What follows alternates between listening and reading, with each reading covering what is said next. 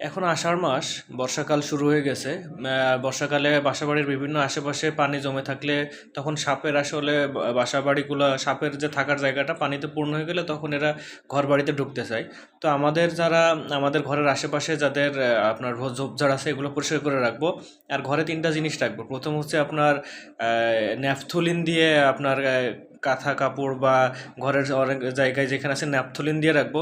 দ্বিতীয়ত হচ্ছে আপনার কার্বলিক অ্যাসিডের একটা ধরনের গন্ধ থাকে, এটা যদি আপনি ঘরের চারিপাশে ছিটিয়ে রাখেন তাহলে এই গন্ধটা সাপ বুঝতে পেরে বুঝে যে আসলে এই এরিয়াটা সাপের জন্য সুইটেবল না, যার কারণে সাপ এদিকে আসে না। আর তৃতীয় নম্বর হলো যে আপনি ব্লিচিং পাউডার ইউজ করতে পারেন আপনার ঘরের, যেগুলো আপনার বেডের নিচে বা ঘরের পেছনে ঝোপঝাড়ের আশেপাশে ব্লিচিং পাউডার দিয়ে রাখলে হয় কি, যে সাপের গায়ে যদি ব্লিচিং পাউডার কোনো কারণে লাগে তো সাপের আসলে জ্বালা পড়ার সৃষ্টি হয়, যার কারণে সাপ